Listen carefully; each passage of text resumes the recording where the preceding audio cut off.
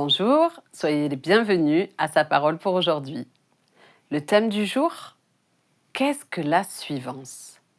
Si quelqu'un veut venir après moi, qu'il renonce à lui-même, qu'il se charge chaque jour de sa croix et qu'il me suive.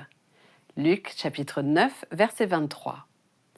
On confond souvent imiter et suivre Jésus. Pourtant, la différence est essentielle pour votre foi. L'imitation peut se faire de loin. On regarde une image, un modèle, et on essaie de reproduire les mêmes traits, de copier.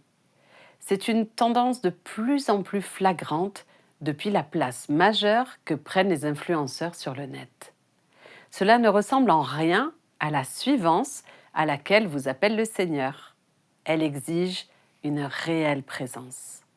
On ne suit pas du virtuel, on suit quelqu'un qui marche réellement devant soi. Suivre le Maître, c'est d'abord accepter d'emprunter le même chemin que lui. Cela signifie que vous ne choisissez pas votre terrain. Parfois, le sentier sera ensoleillé, parfois ce sera une vallée plus sombre. Ce sera donc aussi l'épreuve de la foi.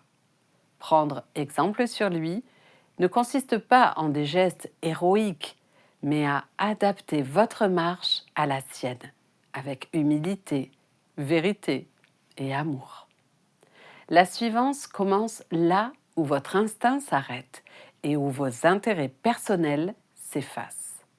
Vos désirs vous poussent à la conservation de soi, à la fuite devant l'effort ou au confort immédiat.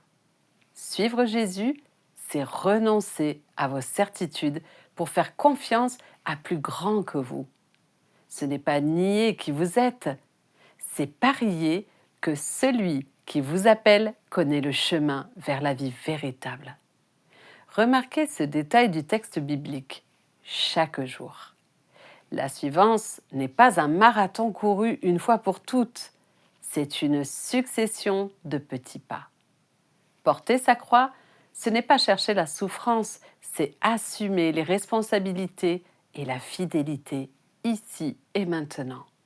C'est choisir à chaque carrefour de votre journée de caler votre pas sur le sien plutôt que de suivre la foule ou vos propres impulsions.